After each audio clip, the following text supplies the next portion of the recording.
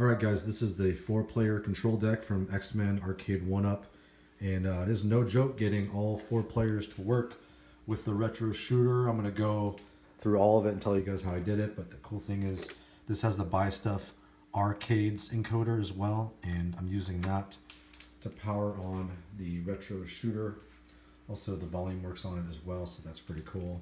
It's all running through this powered USB hub.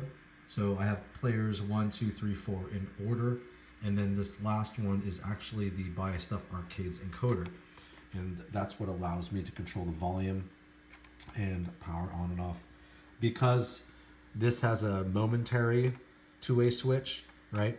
It goes back to the middle. When you want to turn it off, you have to hold it for a second. If you just turn it off right away and it goes back to the middle, it'll just restart the retro shooter. Alright guys, here's my T2 cab in all its glory. As you can see, I have the updated 4-player panel. This is taken from an X-Men 4-player, and I printed out a custom T2 poster and just cut it out to fit the control panel. Upgraded LED buttons, and I replaced the 2 parts right here. This one takes Ethernet now, and this one takes a USB. And the cool thing about the BuyStuffArcades encoder is it still enables the on-off switch to work and the volume button to work. I ended up mounting the guns back here, so I found an Etsy Wii light gun mount, and it works nice to put it back there. And then I have the foot pedals up here. I also wanted to retain the CoinOps I had for my daughter because she likes to keep those games, so I just do this HDMI switch, which I keep back here, and USB switch, and then instantly port it over to CoinOps. That's pretty cool. You can see that also this is a updated 20-inch screen, custom bezel. Just printed out a bezel, flipped it, put spray paint.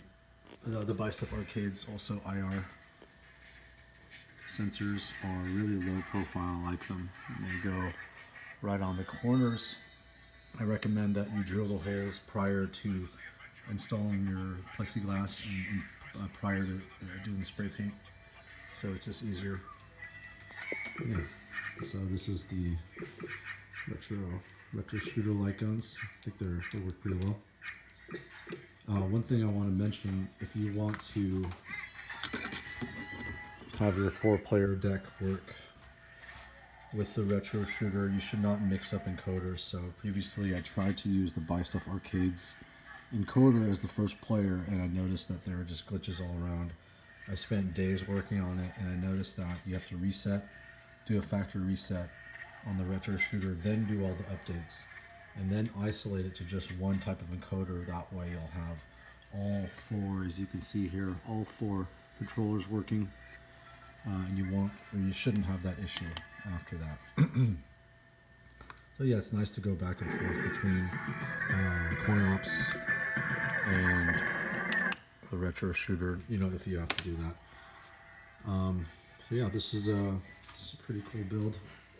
It has everything that you would need, all 4 players, light guns, 20-inch screen, and those are the things I recommend. One of the best parts about the BuyStuffArcades upgrade or retro shooter integration is they have all these wiring harnesses. So up here you'll see this is just one of them, but you can turn on and off the recoil, because I know that's one of the complaints about the retro shooter. The recoil is really loud, but they have a bunch of other wiring harnesses, and I was able to power everything, the bezel, the recoil, the whatever, using just one adapter. So it's all going directly into this encoder, which is behind this board, the BuyStuffArcades encoders, powering everything with the various wiring harnesses. Because I'm not using a separate HDMI board, right? I'm using my own 20-inch.